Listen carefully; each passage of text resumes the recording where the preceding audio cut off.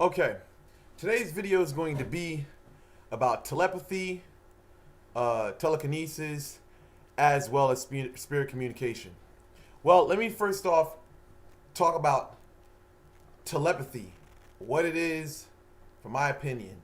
Telepathy is pretty much the mental communication at a distance, basically between two people via emotion, thoughts, ideas, etc. Um, Basically, the common thought of telepathy is that we're having a conversation like, "Hey, how you doing?" and stuff like that. That's like a lot of Hollywood. A lot of Hollywood. We have a lot of people that Hollywood thought of. That's how telepathy actually works, and that's not actually how it works. When you basically, let me give you an example of telepathy. Basically, you're thinking of like, let's just say all of a sudden you're working all out of the blue, you're thinking about someone, and you're thinking about that person, you have strong thoughts about that person. Now, that person likely is actually thinking about you. Have you like ask yourself this question: have you ever been around people that you say, well, it says um I was thinking about you. Basically, a person comes around and tells you, "Well, I was thinking about you as well." I was thinking about you, a lot last week, whatsoever. So, we find ourselves in situations like that sometimes, and sometimes we get into a situation where we come across, the thought of, "Oh, we were just talking about you." Basically, I was thinking about you, whatever we thought the person up. That's another example.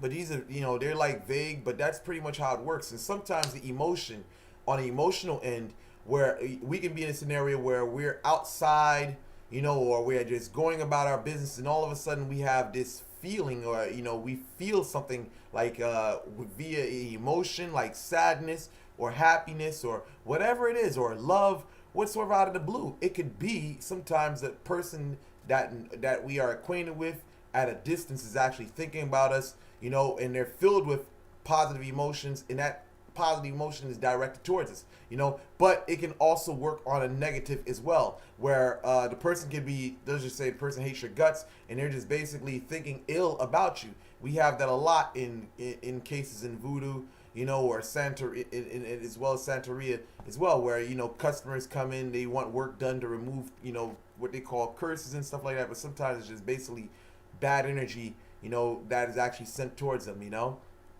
that's how telepathy actually works itself. It's not like the Hollywood thing where you're communicating back and forth, talking in your mind. No, it doesn't even work like that. Um, but moving on into telekinesis. Now, telekinesis is one thing that I say, like, this one faculty, that I say that is very, like, misunderstood extremely in the world.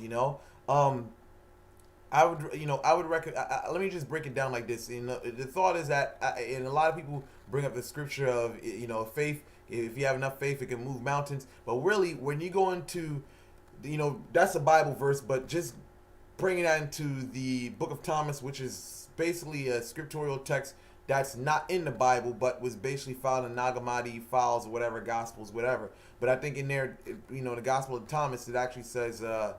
Um, Basically, if two people live in a house, if the two in the house become one, if they say to the mountain move, it will move. Basically, when you start talking, what that actually is even going in depth about on a metaphysical level is basically thought and emotion. Prayer and emotion, idea and emotion, these things affect the underlining material of matter.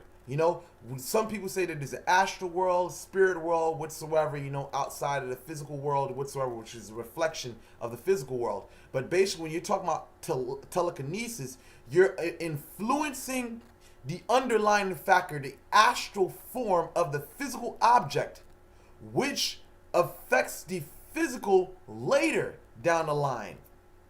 You know, basically this is like a time distortion when it comes to the astral plane. Basically where basically the time it takes once you influence the astral form, it takes time to manifest on a physical plane. So when we start talking about telekinesis, moving objects or causing changes in the world, it's not something that happens instantly like that. It's something that happens with time, but it happens practically and logically as well.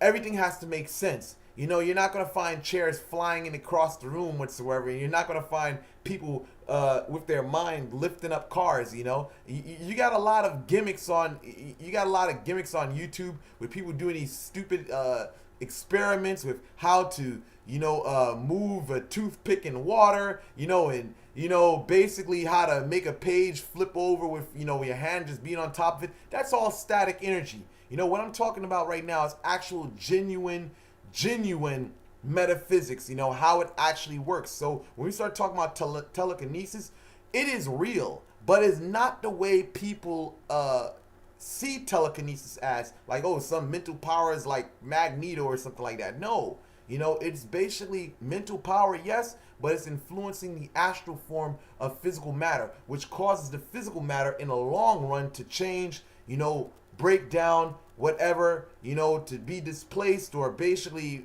modified whatsoever. Basically, you got to keep in mind that our thoughts influence a lot of things in the world. And basically a lot of it has to do with the astral form of things being influenced itself. But that's just my take. That's my take on telekinesis. I'm going to move right into spirit communication, because this is going to link back to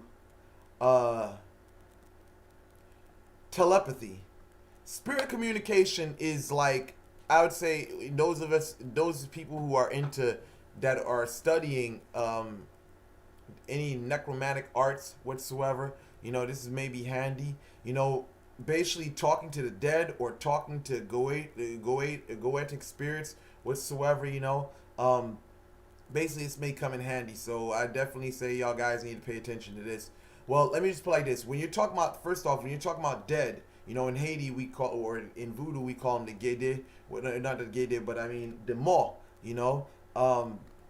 Basically we're talking about dead, dead spirits, ancestors, whatever. When we talk about the communication between the dead and the living, it is like, let's just say this, in the spirit, on this level of communication, it is though the dead are still alive, but they're still alive in a time period which they exist. The communication which is happening is like, how I would say this, it's like a radio. Like basically, let's just say while they were alive. Let's just say somebody asked them, how are you doing today?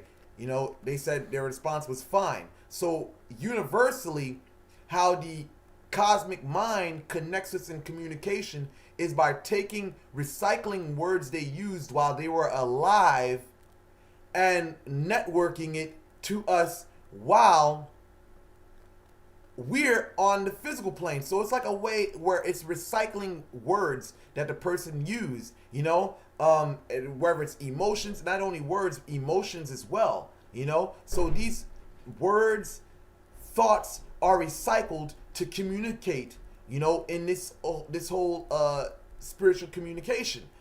So it's not a communication where you're talking to a spirit, basically like they're standing in front of you and you're like, hey, having a conversation. No, it's like you throw your question out, like, out. So what do you think is the best, like, I'm just giving you an example. So what do you think is the best way for me to go about my business? Now you stop and wait for the impulse, or whether it's a feeling, whatever comes to you whatsoever. Now it may come as a feeling, it may come as an idea, it may come as just a gnosis, like a knowingness, that you have no like recollection of. You just know what to do, So that's how the communication happens. It's not like A and B conversation like going on whatsoever, like, hey, how are you doing? No, it's like a pose your question, let answers come in, you know. And it's not something that you're going to hear outside your ear. Everything is inside your head, you know. Emotions, everything is, you know, as far as emotions is concerned, I would definitely say something that you feel all around you whatsoever, you know. But on that line of communication, that's how that happens. Now, going into the whole talking to Goetia spirits, you know, that is like the whole summoning ritual. Let me just put it like this: when you summon them, you know, maybe I gotta talk about this the summoning part in a future video whatsoever, you know, in more detail, because I got one part I think I have on evocation. But let's just say this: when you summon the spirit into the environment, it's not about manifestation. You're seeing them in a physical form whatsoever. When we read this, it's utter BS, because they never manifest in a physical form. And if you do get a physical form, it is not anything tangible, really. Whether you're looking in a mirror or whether you're looking at smoke whatsoever, they're not going to appear in like a big form or a spirit in smoke or whatever, you know. A lot of it has to do with perception. You know, when you're under the influence, your perception is altered. So what you see is basically due to the fact that what you have invoked, you know, or evoked into the environment. So it is still an invocation, but it is an evocation as well. So your perception is changed. So each spirit you invoke, your perception changes from the degree of what you're looking at. It's like an accident, a car accident, where basically two people are viewing a car accident. Two people see two things differently. So therefore, when you're summoning these spirits, it's just same perception thing that's happening. You're changing perspective. You see one, like, okay, let's just say you you summon Astaroth. Now you're seeing things from Astaroth perception. You may look in a mirror and all of a sudden you see one side of your face. Now you summon Beelzebub. Now you see another part of your face that you didn't see with Astaroth. So it's a perception thing which is going on. But when you evoke these things into the environment, it is as though their presence is in the environment. So now when you're communicating with them, it is not like I said with the A and B conversation thing with the normal communicating with the dead spirits. It is a communication where you throw your questions out and you let the influence in the environment communicate with you. You know, so when you get your answer, let's just say you evoke the presence in the environment, you can feel the presence is alive, and you know, you feel it is like raw and alive in the environment. You state your question and you relax. What happens is that you may get these impulses, whether it's feelings, whether it's thought, or whether it's this knowingness. You know, same process with regular spirit communication. So therefore, that would be your communication with the Goetia spirits whatsoever, you know. So, on line with the communication, telekinesis, and telepathy. This is my video. I know it's short and it's brief and it's to the point. You know, I didn't want to, you know, get off topic whatsoever, so I just had to shorten this, condense it whatsoever to get to the point, you know, because there's a lot of videos that drag you out, you know, drag you through this long process when it's not even really that complicated. So with that said, you know, I am out. Leave your comments, like, and subscribe.